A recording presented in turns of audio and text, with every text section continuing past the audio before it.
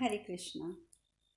धर्मराज युधिष्ठिर महाराज ने पूछा, मुने, ये सब तपस्वी तो मेरी अवस्था देखकर कुछ संकुचित से हो रहे हैं, परंतु क्या कारण है कि आप इन सब महात्माओं के सामने मेरी ओर देखकर प्रसन्नतापूर्वक यूं मुस्कुराते दिखाई देते हैं।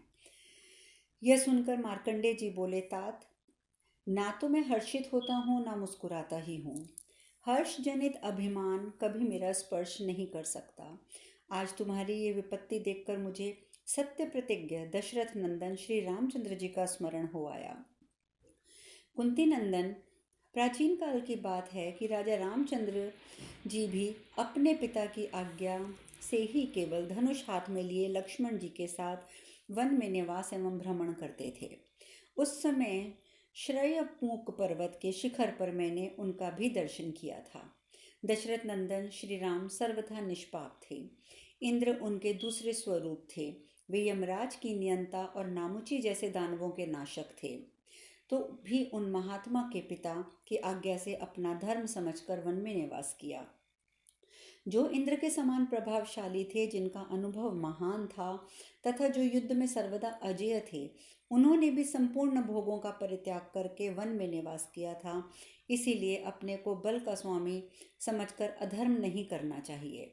नाभाग और भगीरथ जैसे राजाओं ने भी समुद्र पर्यंत पृथ्वी को जीतकर सत्य के द्वारा उत्तम लोकों पर विजय पाई। इसलिए तात, अपने को बल का स्वामी मानकर अधर्म का आचरण नहीं करना चाहिए। नरश्रेष्ठ, काशी और कुरु प्रदेश के राजा अर्लकल को सत्य प्रतिज्ञ संत बताया गया है। उन्होंने राज्य और धन त्याग कर धर्म का आश्रय लिया है। अतः अपने को अधिक शक्तिशाली समझकर अधर्म का आचरण नहीं करना चाहिए। मनुष्यों में श्रेष्ठ कुंती कुमार, विधाता ने पुरातन वेद वाक्यों द्वारा जो अग्निहोत्र आदि कर्मों का विधान किया है, उसका समादर करने के लिए ही साधु सप्त ऋषिगण देवलोक में प्रकाशित हो रहे हैं। अतः अपने को शक्तिशाली मानकर कभी अधर्म का आचरण नहीं करना चाहिए। कुंती नंदन, महाराज युधिष्ठिर पर्वत शिखर के समान ऊंचे और बड़े बड़े दांतों वाले इन महाबली गजराजों की तो और देखो, ये भी तो विधाता के आदेश का पालन करने में लगे हैं। इसीलिए मैं शक्तिशाली हूँ, मैं शक्ति का स्वामी हूँ, ऐसा समझकर कभी अधर्म का आचरण नहीं करना चाहिए। नरेंद्र, देखो, ये समस्त प्राणी विधाता के विधान के अनुसार अपनी योनि के अनुरूप सदा कार्य करते रहते हैं। अतः अपने को बल का स्वामी समझकर कभी अधर्म ना करें। कुंती नंदन, तुम अपने सत्य, धर्म, यथा योग्य वर्ताव और लज्जा आदि सद्गुणों के कारण समस्त प्राणियों में ऊंचे उठे हुए हो। तुम्हारा यश और तेज अग्नि तथा सूर्य के समान प्रकाशित हो रहा है। महानुभाव नरेश, तुम अपनी प्रतिज्ञा के अनुसार इस कष्ट साध्य वनवास की अवधि पूरी करके कौरवों के हाथ से अपनी तेजस्विनी राजलक्ष्मी को प्राप्त कर लोगे। वैशंपायन जी कहते हैं, जन्मेजय, तपस्वी महात्माओं के बीच में अपने सुहृदों के साथ बैठे हुए धर्मराज युधिष्ठिर से पूर्वोक्त बातें कहकर महर्षि मार्कंडेय धौम्य एवं समस्त पांडवों से विदा ले उत्तर दिशा की ओर चले गए। इस प्रकार अर्जुन अभिगमन पर्व में द्वैत वन प्रवेशक 25वां अध्याय पूर्ण हुआ। वैशंपायन जी कहते हैं, जन्मेजय, द्वैत वन में जब महात्मा पांडव निवास करने लगे, उस समय वह विशाल वन ब्राह्मणों से भर गया। सरोवर सहित द्वैत वन सदा और सब और उच्चारित होने वाले वेद मंत्रों के घोष से ब्रह्मलोक के समान जान पड़ता था। यजुर्वेद, ऋग्वेद और सामवेद और गद्य भाग के उच्चारणों से जो ध्वनि होती थी, वह हृदय को प्रिय जान पड़ती थी। कुंती पुत्रों की धनुष की प्रत्यंचा का टंकार शब्द और बुद्धिमान ब्राह्मणों के वेद मंत्रों का घोष दोनों मिलकर ऐसा प्रतीत होते थे मानो ब्राह्मणत्व और क्षत्रियत्व का सुंदर संयोग हो रहा हो। एक दिन कुंती कुमार धर्मराज युधिष्ठिर ऋषियों से घिरे बैठे संध्योपनासना कर रहे थे। उस समय दल्भ के पुत्र बक नामक महर्षि ने उनसे कहा, कुरुश्रेष्ठ कुंती कुमार, देखो, द्वैतवन में तपस्वी ब्राह्मणों की होम वेला का कैसा सुंदर दृश्य है। सब और वेदियों पर अग्नि प्रज्वलित हो रही है। आपके द्वारा सुरक्षित हो व्रत धारण करने वाले ब्राह्मण इस पुण्य वन में धर्म का अनुष्ठान कर रहे हैं। भार्गव, अंगिरस और वशिष्ठ, कश्यप, महान सौभाग्यशाली अगस्त्य वंशी तथा श्रेष्ठ व्रत का पालन करने वाले आगत्रेय आदि संपूर्ण जगत के ब्राह्मण, श्रेष्ठ ब्राह्मण यहाँ आकर तुमसे मिले हैं। कुंती नंदन, कुरुश्रेष्ठ भाइयों सहित तुमसे मैं एक बात कह रहा हूँ, उसे ध्यान देकर सुनो। जब ब्राह्मण क्षत्रिय से और क्षत्रिय ब्राह्मण से मिल जाएं तो दोनों प्रचंड शक्तिशाली होकर उसी प्रकार अपने शत्रु को भस्म कर देते हैं जैसे अग्नि और वायु मिलकर वन को जला देते हैं। तात, इहलोक और परलोक विजय पाने की इच्छा रखने वाले राजा किसी ब्राह्मण को साथ लिए बिना अधिक काल तक ना रहें। जिसे धर्म और अर्थ की शिक्षा मिली हो तथा जिसका मोह दूर हो गया हो, ऐसे ब्राह्मण को पाकर राजा अपने शत्रु का नाश कर देता है। राजा बलि को प्रजा पालन जनित कल्याणकारी धर्म का आचरण करने के लिए ब्राह्मण का आश्रय लेने के सिवा दूसरा कोई उपाय नहीं जान पड़ता है। ब्राह्मण के सहयोग से पृथ्वी का राज्य पाकर विरोचन पुत्र बलि नामक असुर का जीवन संपूर्ण आवश्यक काम उपभोग की सामग्री से संपन्न हो गया और अक्षय राजलक्ष्मी की प्राप्ति भी हो गई, परंतु वह उन ब्राह्मणों के साथ दुर्व्यवहार करने पर नष्ट हो गया जिसका उसका राज्य लक्ष्मी से वियोग हो गया। जिसे ब्राह्मण का सहयोग प्राप्त नहीं होता है, ऐसे क्षत्रिय के पास यह ऐश्वर्यपूर्ण दीर्घ भूमि काल तक नहीं रहती है।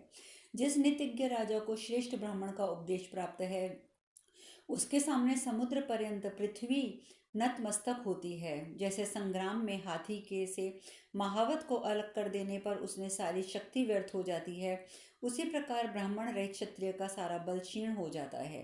ब्राह्मणों के पास अनुपम दृष्टि होती है तथा क्षत्रिय के पास अनुपम बल होता है। ये दोनों जब साथ साथ कार्य करते हैं तब सारा जगत सुखी होता है। जैसे प्रचंड अग्नि वायु का सहारा पाकर सूखे जंगल को जला डालती है, उसी प्रकार ब्राह्मण की सहायता से राजा अपने शत्रु को भस्म कर देता है। बुद्धिमान पुरुष को चाहिए कि वह अप्राप्त की प्राप्ति और प्राप्त की वृद्धि के लिए ब्राह्मणों की से बुद्धि ग्रहण करे। राजन, अप्राप्त की प्राप्ति और प्राप्त की वृद्धि के लिए यथा योग्य उपाय बताने के निमित्त तुम अपने यहाँ यशस्वी बहुश्रुत एवं विदज्ज विद्वान ब्राह्मणों को बसाओ। युधिष्ठिर, ब्राह्मणों के प्रति तुम्हारे हृदय में सदा उत्तम भाव है, इसीलिए सब लोगों में तुम्हारा यश विख्यात और प्रकाशित है। वैशंपायन जी कहते हैं, जन्मेजय, तदंतर युधिष्ठिर महाराज की बड़ाई करने पर उन सब ब्राह्मणों ने बक का आदर सत्कार किया और उन सब ब्राह्मणों का चित्त प्रसन्न हो गया। द्वैपायन व्यास, नारद, परशुराम, पृथ्वीश्रवा, इंद्रद्युम्न, भालुकी, कृतचेता, सहस्त्रपात, कर्णशवा, मुंज, लवणाश, काश्यप, हारीत, स्थूलकर्ण, अग्निवेश्य, शौनक, कृतवाक, सुवाक, बृहत, विभात्सु, उधरवेता, सुहोत्र और होत्रवाहन, ये सब ब्रह्म ऋषि और राज ऋषिगण तथा दूसरे कठोर व्रत पालन करने वाले बहुत से ब्राह्मण अजात शत्रु युधिष्ठिर उसी प्रकार आदर करते थे जैसे महर्षि लोग देवराज इंद्र का। इस प्रकार श्री महाभारत पर्व में अर्जुन भागे गमन में के पर्व में द्वैत वन प्रवेशक 26वां अध्याय पूर्ण हुआ। वैशंपायन जी कहते हैं, जन्मेजय, तदंतर वन में गए हुए पांडव एक दिन सायंकाल में द्रौपदी के साथ बैठकर दुख और शोक में मग्न हो कुछ बातचीत करने लगे। पतिव्रता द्रौपदी पांडवों की प्रिया, दर्शनिया और विदुषी थी। उसने धर्मराज युधिष्ठिर से इस प्रकार कहा। द्रौपदी ने कहा, राजन, मैं समझती हूँ कि उस क्रूर स्वभाव वाले दुरात्मा धृतराष्ट्र पुत्र पापी दुर्योधन के मन में हम लोगों के लिए तनिक भी दुख नहीं हुआ होगा। महाराज, उस नीच बुद्धि वाले दुष्ट आत्मा ने आपको भी मृगछाल पहनाकर मेरे साथ जो वन में भेज दिया, किंतु उसके लिए उसे थोड़ा सा भी पश्चाताप नहीं हुआ है। अवश्य ही उस कुकर्मी का हृदय लोहे का बना है, क्योंकि अब उसने आप जैसे धर्मपरायण श्रेष्ठ पुरुष के भी कटु वचन कहकर सुनाए थे। आप सुख भोगने के योग्य हैं, दुख के कदापि योग्य नहीं हैं, तो भी आपको ऐसे दुख में डालकर वह पापाचारी दुरात्मा अपने मित्र के साथ आनंदित हो रहा है। भारत, जब आप वल्कल धारण करके वन में जाने के लिए निकले, उस समय केवल 4 ही पापात्माओं के नेत्रों से आंसू नहीं गिरा था। दुर्योधन, कर्ण, दुरात्मा शकुनी और उग्र स्वभाव वाले दुष्ट भ्राता दुशासन, उन्हीं की आंखों में आंसू नहीं थे।